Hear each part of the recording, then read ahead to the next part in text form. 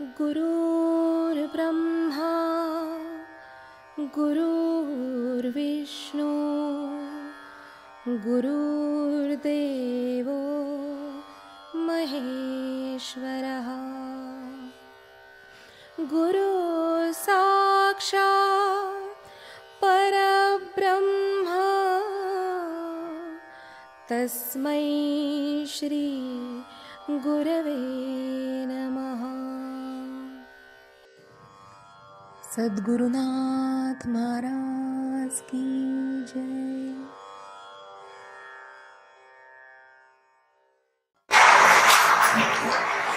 मागच्या वेळेला आपण सर्वात महत्वाचा मागच्या वेळेला जो ओवी होती ती म्हणजे म्हणून थोरपण परला सांगिजे एत विपत्ती आघवी विसरीजे जै जगा धाकुटे होईजे तै जवळी कमाची। म्हणून आपल्या सर्व वृत्ती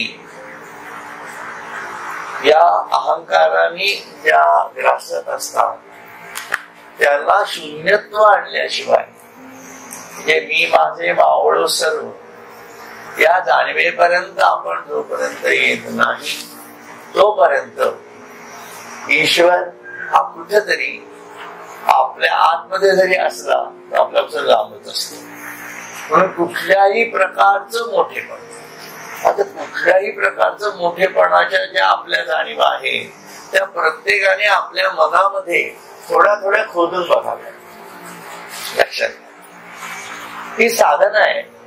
म्हणजे त्यांनी जे मगाशी आपण जे वाचलं साधनेचा मार्ग सापडतो त्याच्यात म्हटले ना योग सारा हाता चढणे उपासना मार्ग सापडे।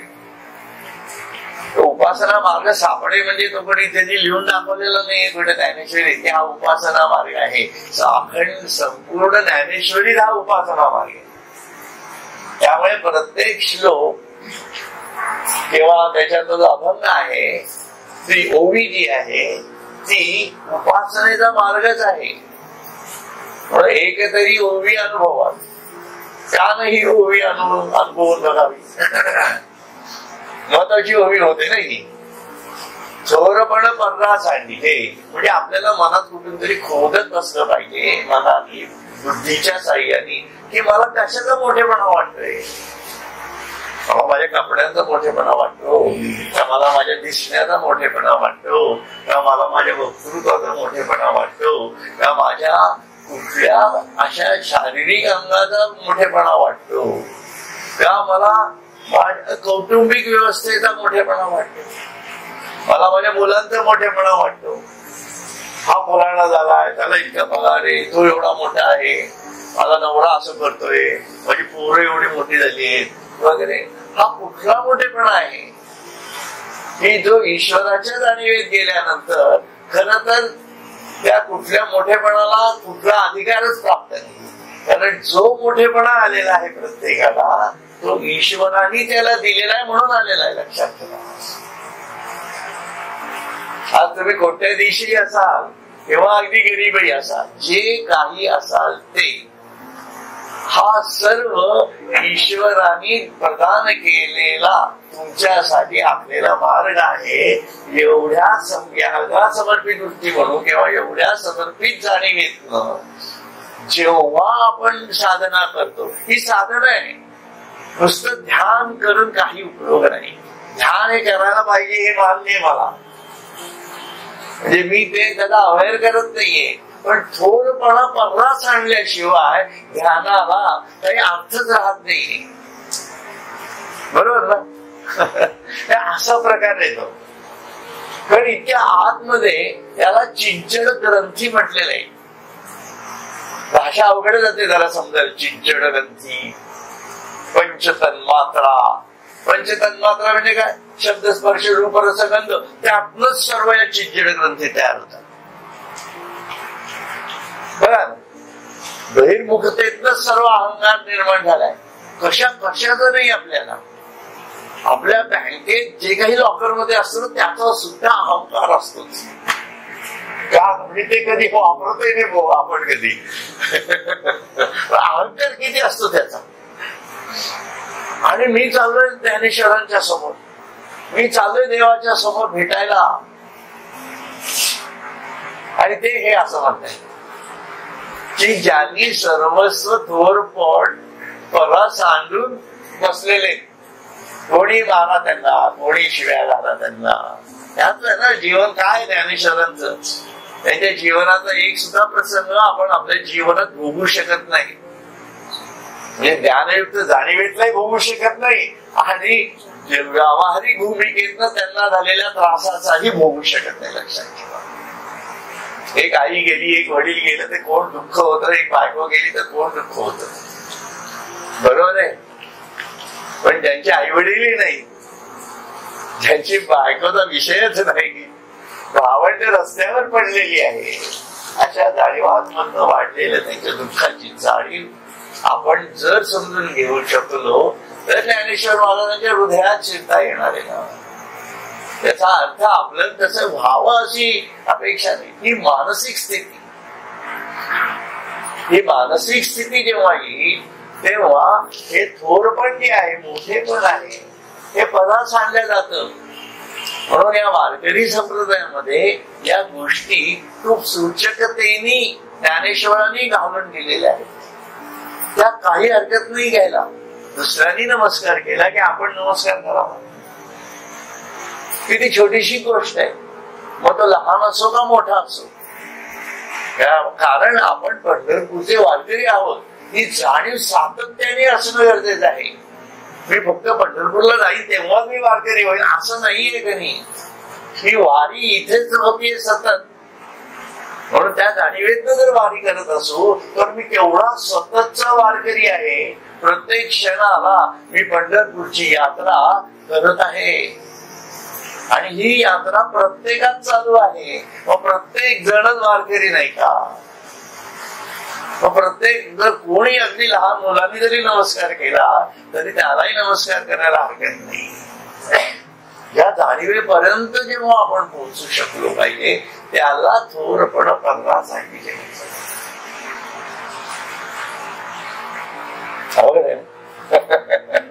साधना एवढी सोपी नाहीये, लक्षात घ्या. म्हणून बुद्धीच्या जाणीवेतून साधना व्हायला पाहिजे. हे बुद्धीची आकलनता आहे, ती अंतरंगात ती आकलनता यायला पाहिजे. तेव्हा त्या ज्ञानेश्वरीच्या हृदयात आपण शिवू शकणार आहोत. या भूमिकेतनं ते पुढे जातात. आता सहस्त्र किरणांची या दिठी पुढा चंद्र ही लोपे किरीटी ते खद्योदका फुटी आपुलेनी तेजे अर्जना जेथे सूर्याच्या प्रकाशापुढे चंद्राचे तेज लोकले जाते तेथे काजवा आपल्या तेजाची काय टिमकी मिरवणार. तसा हा प्रकार आहे. म्हणून जे काही आपलं थोडंफार व्यक्तिमत्वाचं विकसन झालेलं असतं ना ते काजव्यासारखं आहे आणि त्याची कृती आहे. लक्षात. म्हणून माणूस हा नेहमी नियतीच्या चक्रावर बसलेला आहे. लक्षात ठेवा. आणि नियतीच्या चक्रावरती आपलं प्रारब्ध बसलेलं आहे. म्हणून पृथ्वी जी फिरती आहे ती त्या पृथ्वीला नियती फिरवती आहे. लक्षात घ्या.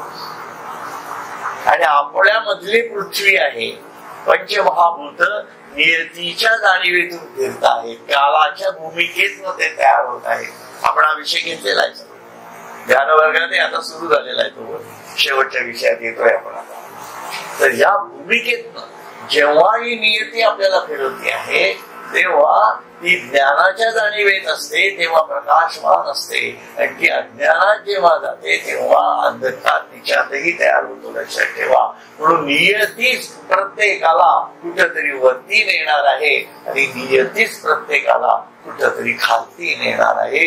ही जाणीव जेव्हा त्याच्यामध्ये तयार होते तेव्हा अंतरंगाचा ज्ञानाचा प्रकाश त्याच्यामध्ये उजेड पडतो. मग बाहेर प्रकाश असो का अंधार असो याचा त्याच्याशी काही संबंध राहत नाही. याला आत्मज्ञानाची अवस्था म्हणतात. एवढी भूमिका आहे त्या आत्मज्ञानाच्या पाठीमागे. म्हणून ती ज्योतिर्मय मार्ग म्हणलेला आहे. हा जे प्रकाशाचा मार्ग आहे. म्हणून हे ज्योती स्वरूप जे आहे सोहमचं हे आपल्याला समजलं पाहिजे. ज्योतिर्मयी स्वरूप आहे ना. असं ते आहे. त्या भूमिकेतनं आपल्याला कळलं पाहिजे. जेथे सूर्याच्या प्रकाशापुढे चंद्राचेही तेज रोखले जाते, तेथे लक्ष्मीचे थोरपण न सरे, जेथ शंभूचेही तप न पुरे, तेथ येर प्राकृत हेंदरे तेवी जाणवलं आहे. त्याप्रमाणे ज्याच्या प्राप्ती करता लक्ष्मीचे मोठेपणही चालत नाही. ते तुमच्याकडे खूप पैसा आला आणि खूप मोठ्या गाड्या घोड्या झाल्या, अगदी 10 गाड्या तुमच्या घरासमोर लागल्या, त्यांनी काही ईश्वर मिळणार का? कुबेराला सुद्धा ईश्वर मिळू शकत नाही. विष्णू बोलवतो कुबेराला, कुबेर विष्णूकडे जाऊ शकत नाही. लक्षात जेवढी ती जाणीव आहे. म्हणून त्याला त्याप्रमाणे ज्याच्या प्राप्ती करता लक्ष्मीचे मोठेपण पण चालत नाही. लक्ष्मीमुळे काही होणार नाहीये. हा विषय आपण मागच्या वेळा केला होता. शंकराचे तपही अपुरेच होते. म्हणून भगवान शंकर हा सतत तपामध्ये असतो आणि तो कुठलं ध्यान करतो? श्रीराम. श्रीरामाच्या सात्विक जाणीवेतनं तो स्वतः मधला रुद्र जागा करत असतो आणि त्या रुद्राचा जो ध्वनी येतो तो सोहम ध्वनी हनुमंत आहे. लक्षात, सोहम ध्वनी हनुमंताची जाणीव अशा प्रकारची आहे. आश्रमातला सोहम ध्वनी हनुमंत आपल्याला माहिती आहे, पण तो कुठल्या जाणीवेतनं तयार झालेला आहे. ती जाणीव त्याचा अभ्यासच आपण कधी केला नाही. किती लोकांना माहितीये सोहम ध्वनी हनुमंत म्हणजे काय, सोहम सिद्ध हनुमंत म्हणजे काय. आपली नावं आहेत म्हणायचे, चाललंय. त्याच्या पलीकडे काय आहे? तो ध्वनी माझ्यात प्रदीप्त व्हायला पाहिजे, माझ्यात त्याचा नाद उमटायला पाहिजे. त्या अनाहताची ती जाणीव आहे.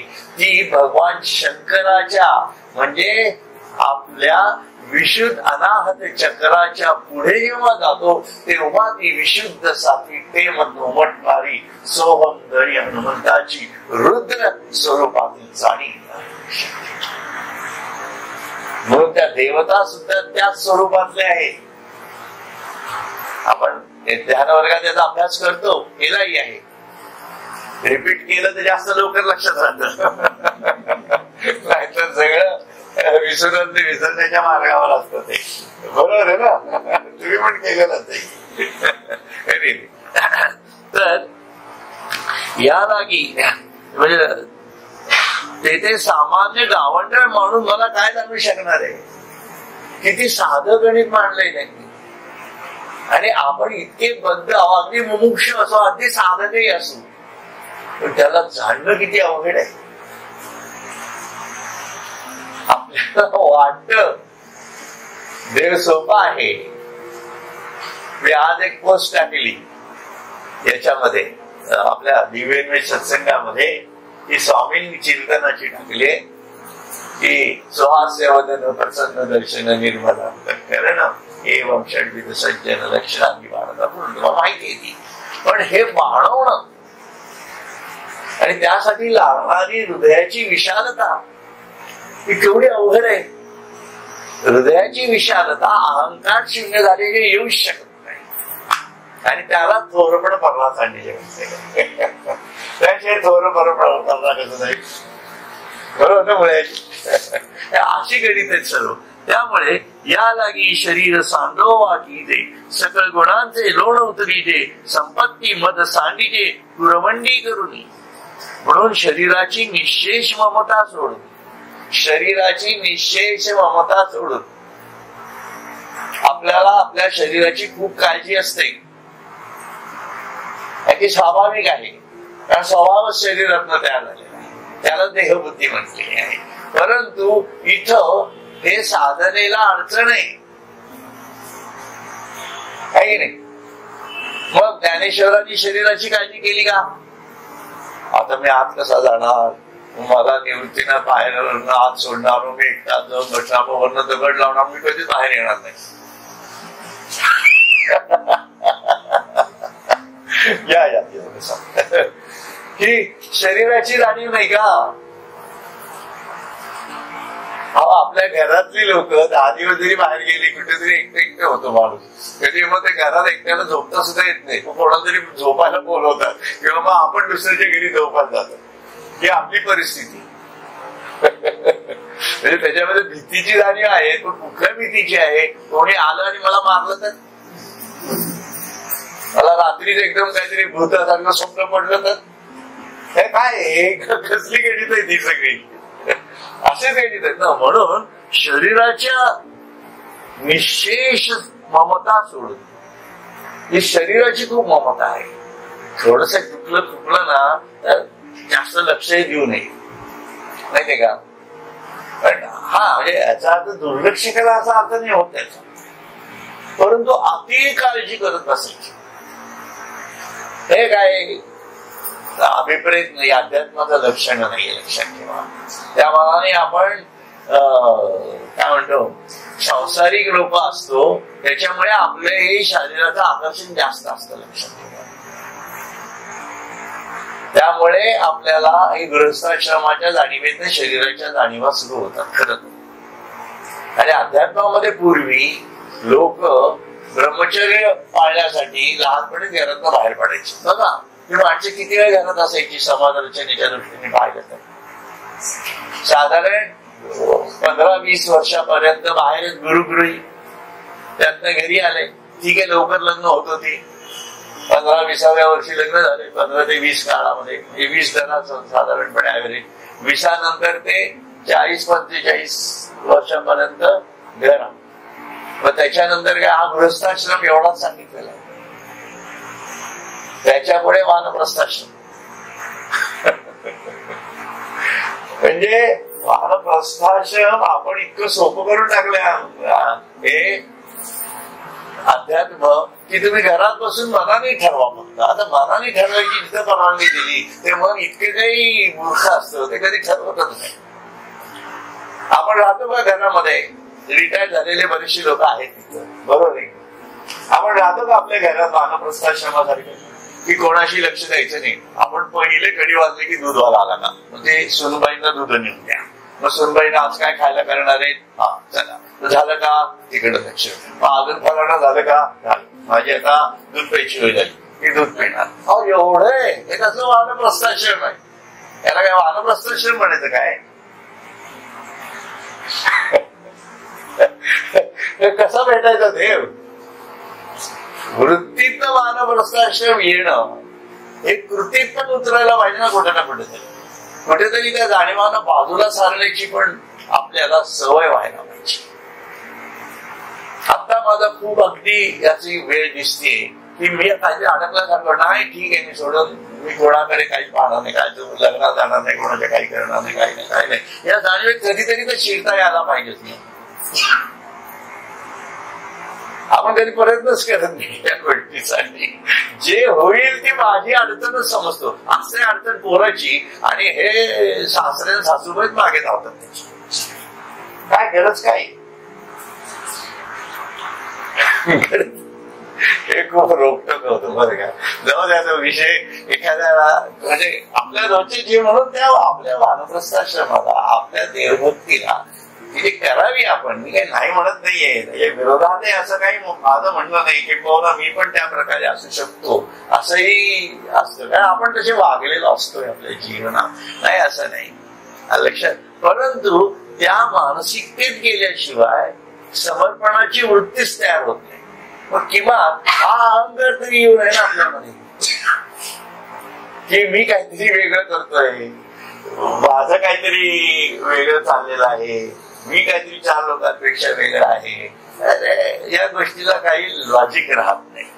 म्हणून या भूमिकेत म्हणून या लागी शरीर सांडोबा कीजे, सकळ गुणांचे लोण उतरीजे, सर्व गुणांचे निंबलोण करून. आपण निंबलोण करतो ना, पूर्वीची प्रथा आहे बघा.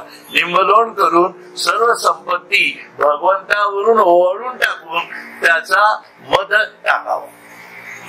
म्हणून हे सर्व ईश्वराचं देणं, ही भूमिका मनामध्ये ठसवण्यासाठी आपल्या घरापासून सुद्धा काही काळ, त्या लोकांपासून सुद्धा काही काळ अमेरिकेत जाऊन राहा असं मला म्हणायचं नाही. म्हणजे अजूनच परंतु काही काळ एकट्या वेगळ्या जाणीवेत राहण्याचा प्रयत्न करता यायला असं मला म्हणायचं. म्हणून हे विविध शिबिरांच्या आपण आयोजन करत असतो किंवा जे विविध यात्रा झाल्या समजा कराव्यात. यातनं समाजही कळतो, आपणही बाकीच्यापासून डिटॅच होतो की नाही हेही आपल्याला कळतं आणि बाकीच्यांनाही सवय होते की हा माणूस आता आपल्यातला राहिलेला नाही. हे कळलं पाहिजे ना बाकीच्यांना सुद्धा. नाही तर त्यांना काय वाटेल काय की आपले बाबा ते टेक इट फॉर ग्रँटेड.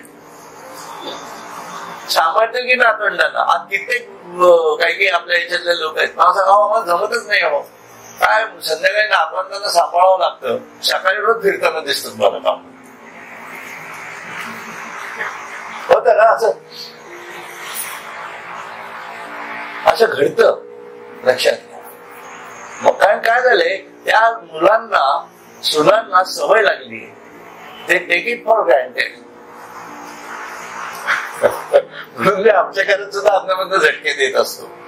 आता ते किती 10-12 दिवस आम्ही जाणार होतो आम्ही खरं तुमची पोरी सांभाळा तुम्ही काय करत ते करणार. तर they have to adjust. They can't take me for granted. कोणीच कोणाला ग्रँटेड उद्या मी मेलोच तर काय करणार सांगा. छोटीशी गोष्ट आहे त्या घराला काय वेळ लागतो काय दुसऱ्या दिवसापासून प्रॉब्लेम सुरू होतो आपण मेल्यानंतर होतो ना. नेक्स्ट डे प्रॉब्लेम सुरू होतो. मग एवढी जर ती हे आहे तर आपण कशासाठी एवढा त्या विषयांमध्ये अडकत राहायचं काही गरज नाहीये असं त्यांना म्हणायचंय. म्हणून ते निंबळ फिरवून टाका जाऊ दे काय आपलं काही नाही देवाचं. चलो पत्र पुष्पम फलम तोयम यो मे भक्त्या प्रयच्छति तदहम भक्त्युपहृतम मश्नामि प्रयतात्मनः आत्मनः. पान असो फुल असो फळ असो की केवळ पाणी असो अत्यंत प्रेमाने व दीन होऊन जो मला अर्पण करतो त्याचे ते मी भक्तिभावाने व अत्यंत शुद्ध चित्ताने अर्पण केलेले असल्यामुळे सेवन करतो. परंतु हे केव्हा सांगितले त्यांनी. हे सर्व लिंबलून फिरून झालेल्या माणसाला सांगितले. माणसं काय करतात सगळ्या बँकांत सगळे तसंच ठेवतात आणि फक्त फुलं वाहतात पानं वाहतात बेलाची फुलं वाहतात देवाला. मारुतीला काय ते कुठलं तरी हिरवी पानं आवडतात म्हणून त्याचे माळ घालतात. काय करतात आता 500 रुपयाची माळ घालायची हनुमंताला तिथं कच्चा करणार. बघा विचार करायला पाहिजे ना या गोष्टीचा. म्हणून हा जो श्लोक सांगितलेला आहे या श्लोकाचाच फक्त लोक वापर करतात आणि अगोदरचे सर्व श्लोक विसरून जातात. प्रॉब्लेम आहे तो तिथे साधकाचा प्रॉब्लेम आहे तो तिथं आहे लक्षात घ्या. आणि हे कोणी तसं सांगत नाही. गुरुजी काय म्हणणार काय हे नाही फुलं नाही का हा पान व्हा चालतंय देवाला. फुले नाही पालही नाही काय नाही का हा हळदून धुवा चालतंय देवाला. अक्षत व्हा चालतंय देवाला. काही नसलं तर नुसता नमस्कार करा चालतंय. देवाला काय चालतंय तुला चालतंय का बघ पहिले बेटे. देवाने असं केलं तर देवाने असं केलं तर चालेल का तुला काही नाही. त्यांनी नुसतं झाडांना काय फळं बिळ काय नाही सगळे कुठे धान्य आलं नाही काय नाही काय नुसतीच पानं येत गेली काय करायला हो चालेल का आपल्याला नाही चालेल. मग देवाला चालते कोण बुद्धी आहे. म्हणून या श्लोकने अगोदरचा का घेतला एक परवा घेतलं होतं थोडं पण हा श्लोक समजण्यासाठी हे अगोदरची जाणीव खूप महत्वाची आहे. हा गुढार्थ आहे त्याच्यातला. आपल्या फायद्याचं फक्त बघायचं ही तर म्हणजे अज्ञान दशाच आहे ना. म्हणून त्या भूमिकेत ना म्हणून पूर्वी बघा जेव्हा असे मोठे राजे वगैरे यज्ञ करायचे तेव्हा ते त्यांच्या संपत्तीचं पण दान करायचे. हा ते नुसतीच फलं फुलं झाले चालते देवाला असं नव्हतं त्यांचं. म्हणून जेव्हा केव्हा तुम्ही यज्ञ करा जेव्हा केव्हा सवर्षण बोलवा तेव्हा आपल्या कुठल्या तरी 100 रुपयाची साडी आणायची आणि आपल्यासाठी जाऊन 1000 रुपयाची आणायची असली गणित करू नका आयुष्यात. थोडं नाही सांगत माझ्या बायकोसमोर सांगतो, पण तिने असं कधी केलं नाही, हे मी अनुभवलंय म्हणून सांगतो तुम्हाला.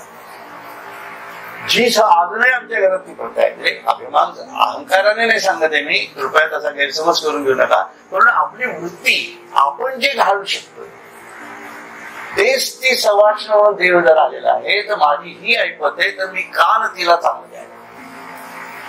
कान मी एका सवाटीच्या ऐवजी 4 सवाटी. आता सगळे दिवस आलेत बघा तुम्हा लोकांसाठी. की नाही, तुम्ही लुटता, काय लुटता? ते 2 रुपयाच्या डब्या, 1 रुपयाचं काहीतरी कंगवे, हे काय लुटायचे प्रकार काय? ते देवाला चालणार आहे काय? फसवतोय काय आपण देवाला? असं नाही. तुम्ही 10 बायकांना बोलवा, व्यवस्थित 10 साड्या द्या, व्यवस्थित करा, जाऊ द्या ना 5-10 हजार रुपये, काय फरक पडत नाही. तो देणारा बसलाय, नाहीतरी तुम्ही काय मिळवलंय? तुझ्या ऍक्सिडेंट झाला, काही झालं तर घालतातच ना त्या डॉक्टरांच्या डोक्यावर पैसे. झाला ऍक्सिडेंट मारायचं, गेले 10,000 रुपये. रेल्वेला एवढ्या जाणीवेतून आपल्याला अध्यात्म आपल्या जीवनात उतरावं लागणार आहे बघा. मग काहीतरी करून टाकायचं हा विषयच नाहीये, हा बसतच नाही अध्यात्म. म्हणून त्या भूमिकेतनं म्हणजे जेव्हा आपण सर्वस्व अर्पण केलेलं आहे, तेव्हा मग काय शिल्लक राहणार? तेव्हा मग तो देव म्हणतो की तुझ्याकडे काही नाही. आणि आज अशी लोक खूप आहेत त्या जगामध्ये. ज्ञानेश्वरांनी काय अर्पण केलं? काय होतं काय त्यांच्याकडे? काहीच नव्हतं ना. काय त्या इंद्रायणीचं पाणी असेल तेच अर्पण करत होते ना देवाला. मग पण देव कशाने प्रसन्न झाला? सर्वस्वाचं दान केल्यानंतर जे होतं ते त्याच त्याला अर्पण केलं. तेव्हा हा भाव जेव्हा लागला, म्हणजे ते पाणी काय, ते पानं काय, फुलं काय, आणि ते पैसे काय, आणि माझं जीवन काय, हे सर्वस्व समर्पणाची जाणीव त्याच्यामध्ये होती. तेव्हा या जाणीवेतनं जेव्हा आपण आपलं जीवन बघतो, तेव्हा खरी साधनेला एक स्वरूप प्राप्त होते. साधनेला स्वरूप प्राप्त करून देता यायला पाहिजे. आपलं काहीतरी येड्या गवळ्यासारखी साधना करायची, याला काही लॉजिक आहे का? त्यामुळे साधनेचं स्वरूपाची प्राप्ती, याच्यातनच ईश्वराची खरी भक्ती आपल्या आत निर्माण होणार आहे. त्या भूमिकेतनं ते म्हणतात. आणि हे सर्व त्यांनी केलंय म्हणून ते एवढं लिहू शकतात. आपण लिहू शकत नाही ना. असं आपण लेख जरी लिहायचा म्हटलं तरी लिहू शकणार होत. तुमच्या भक्तीच्या समर्पणाच्या जाणीवेबद्दल लेख लिहा. काय लिहिणार तुम्ही? काय आपण, तुम्ही म्हणजे आपण आहे, म्हणजे मी काही तुम्हाला म्हणत नाही लिहा, पण मी स्वतः लिहायला बसतो, तुम्ही काय लिहू शकणार आहे? हे असा प्रकार येतो. मग निस्सीम भाव उल्हासे माझा अल्पावयाचे निमिसे, फळ एक आवडे तैसे भलतयासे हो. अत्यंत प्रेमोल्हासाने व मलाच द्यावे या इच्छेने, कशाचेही वाटेल ते फळ असले तरी. पण याच्यामधला महत्वाचा काय? प्रेम उल्हास. म्हणजे प्रेमाने देता यायला पाहिजे आणि उल्हासाने द्यायला पाहिजे. उल्हास म्हणजे आपल्यामध्ये असणाऱ्या चैतन्यमयी ऊर्जेच्या जाणीवेतून देता यायला पाहिजे. रडक्या भावातनं देवा मी हे तुला देतोय, तुम्हाला भेट रे, हा काय प्रेम उल्हास आहे का? लक्षात. म्हणून आत्म्याच्या जाणीवेतनं जेव्हा आपण ते करू, तेव्हा तो उल्हास आपल्यामध्ये आपोआप तयार होणार आहे. म्हणून प्रेमोल्हासाने मलाच द्यावे या इच्छाने, कशाचेही वाटेल ते फळ असेल तरी, कुठलंही फळ असेल तरी, कवठ असलं तरी चालतंय.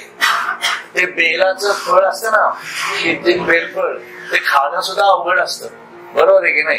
ते अर्पण केलं तरी चालेल. बोरं, शबरीची बोरं सुद्धा रामाने खाल्लेली आहेत, लक्षात घ्या. पण केव्हा खाल्ली? जेव्हा त्या आश्रमाच्या स्थायी भावातनं ती जेव्हा गेली, आश्रमस्थ झाली वृत्ती, तेव्हा तो बाह्य आश्रम असेल पण वृत्ती आश्रमस्थ व्हायला पाहिजे, हे म्हणायचं. सर्व समर्पण करून झालेलं आहे. आता माझं काहीच नाही राहिलेलं. म्हातारीच होती ना शबरी. म्हणून ही जी तिची भावना होती, त्या भावनेतनं तिने उष्टवलेली बोरं सुद्धा त्यांनी खाल्ली. ही उदाहरणं कशासाठी ती इथं लागू पडतात बघा. म्हणून भक्त माझ्याकडे जावी आणि मी दोन्ही हात ओढवी, मग देठ न फेडिता सेवी आदरेसी. आणि तेव्हा तो फळ जेव्हा देतो आपल्याला, तेव्हा ते फळ म्हणजे तो असा भक्त जेव्हा मला फळ देतो, त्याला जे देठ असतं ना, त्या देठासहित ते खातो मी, असं म्हणता येते. मग देठ काढले, त्याला पाल लागले ते काढले, स्वच्छ धुवून घेतलंय, मग एक कापले आणि खाल्ले. ही आपली मेथड झाली. देवाची मेथड तशी नाही. कारण त्याच्या दृष्टीने सर्व खरं इदं ब्रह्म ही त्याची नाही. त्या भूमिका त्याच्यामध्ये. म्हणून पैका भक्तीचे निभा नावे, फुल एक मत द्यावे, ते लेखे तरी म्या तुरंबावे, परी मुखीची घाली. म्हणजे एखाद्या भक्ताने मला एखादं फुल जरी अर्पण केलं, तर फुल हे नाकाने सुगंधायचं असतं ना, तर ते सुद्धा मी खाऊन टाकतो असं म्हणतो. फुल सुद्धा खाऊन टाकतो तो. कारण त्याच्या सर्व जाणीवा, पंच ज्ञानेंद्रियांच्या सर्व जाणीवा एक जीव झालेल्या आहेत. म्हणून त्या निर्गुणाच्या जाणीवेतनं तो सर्वच ग्रास घेऊन टाकतो. आपण त्या वडीचं उदाहरण मागच्या वेळेला दिलं होतं. पाहिलं, वास आला, आकार पाहिला, खाल्ला, चव घेतली, पण घशाच्या खाली गेलं की काहीच नाही, एकच. तशी ती तो निर्गुण आहे. हो, तुम्ही कितीही सगुण आत्मा दिलं तरी तो निर्गुणच आहे ना. सगुणाची जाणीव कोणाची, द्वैताची जाणीव कोणाची, आपली आहे. परब्रह्म सर्व अद्वैतातच बघतोय ना. तो काही सगुणात आपल्याला पाहत नाहीये, तो अद्वैताच्या जाणीवेतनं पाहतोय. मी ब्रह्म आहे या जाणीवेतनच आपल्या ब्रह्मापर्यंत येऊन पोहोचलेला आहे, आपल्या आत्म्यापर्यंत. आणि त्या आत्म्याला आपण जीवात्मा करून टाकलंय. म्हणून आपण जीवात्म्याला आत्म्यात द्वैत भावात पाहतोय, पण आत्म्याला परमात्मा आत्मभावातच पाहणार ना. साधं लॉजिक आहे की नाही. त्याच्यामुळे त्याच्यामध्ये सगळ्या निर्गुणाच्या जाणीवा आहे. या भूमिकेतनं हे बघता यायला पाहिजे. हे असो कायसी फुले, पानची एका आवडते जाहले, ते साधुकही न हो सुकले भरत ऐसे. अर्जुना, हे असू दे, फुलेच काय, पण प्रेमाने दिलेले पानही मला प्रिय असते. मग ते कसेही ताजे असो वा शिळे असो किंवा सुकलेले असो. तर सांगण्याचा हेतू तुमच्या लक्षात आला असेल तर ते जास्त महत्वाचं आहे.